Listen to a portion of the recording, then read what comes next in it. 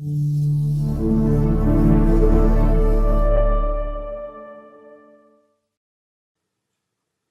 I'm Cliff Ruddle, and it's a big pleasure for me to be with you today and speak a little bit about canal preparation featuring ProTaper Gold. The International Protocol for Glide Path Management means we need to expand that canal to at least a size 15 hand file.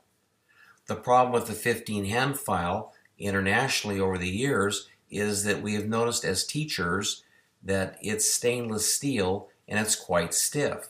This has led to many block canals, ledge canals, transported foramina, and other problems. So as a result of that, I want to talk about something fairly exciting. That's the ProGlider. Now the ProGlider was conceived in 2004 and it launched 10 years later. But what the ProGlider has, if you look carefully at the active portion, is you can see that it's probably not a fixed tapered file to your eye. You can notice that it is a progressively increasing tapered file. And it's made out of M-wire technology. So before the file is actually produced or machined, it is heat treated. It is heated up to a proprietary temperature, then allowed to cool down, then the file is produced.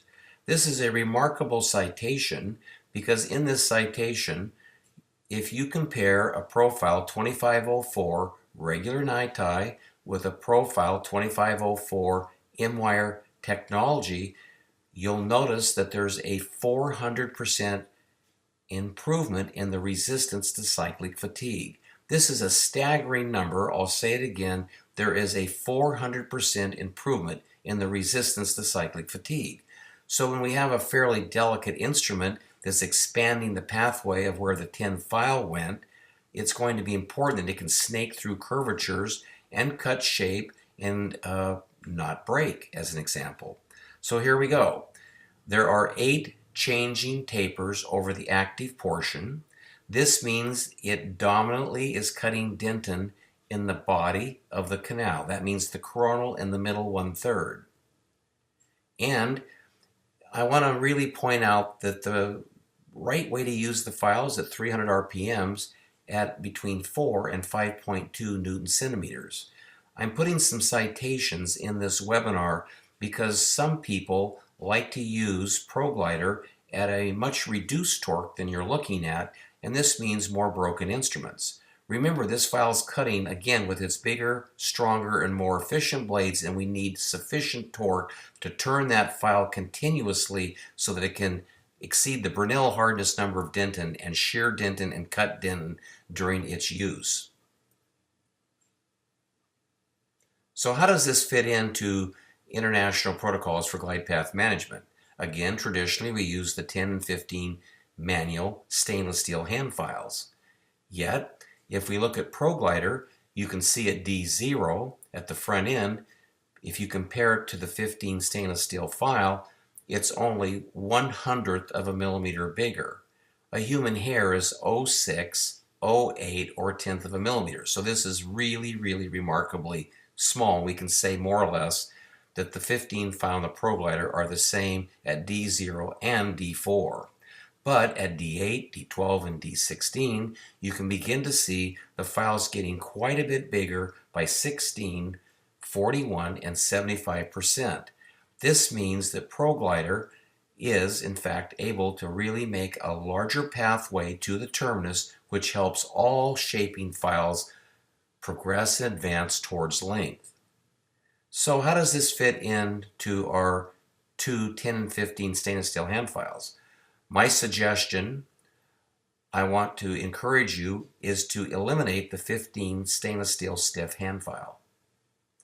So the good news is we still have just a 2-file sequence, but the better news is we make a significantly bigger pathway to length using a mechanical ProGlider, and we save 40% shaping time. I'll say it again, the ProGlider will work 40% faster than the stainless steel 15 hand file. So to come back to the concern that there's too big of a jump between the 10 file and the ProGlider at D0, you could say theoretically it's 10 to 16, and you might think in fact that that is too much. But remember, we don't work 1 millimeter short. We don't work a half a millimeter short. We work to the radiographic terminus, and we know that the radiographic terminus is a little bit of a point longer than the physiologic terminus. There's a little discrepancy between the RT and the PT. And by using a patency file, the tin file is slid to the foramen, to the RT, and then deliberately to. This is done intentionally and deliberately until the file is loose. That means the terminal diameter of the file is a 10 at D0, but at D1 the 10 file is actually a 12. So back to our concern about the 10 to 16 jump, you might think it's 60%, but it's not. In fact, you might say, well, if the 10 file is 1200s at D1, maybe the jump is from 12 to 16. Well, that might be a theoretical discussion, but again, clinically, you're moving that instrument in and out deliberately until it's loose. That means that it's not even a 33% jump. In fact, if you are moving the instrument in and out and you remove the instrument, the terminus has been transitioned to at least a 13, and that means it's a very respectable percentage change of simply 23%. Work the 10 file until it's super loose.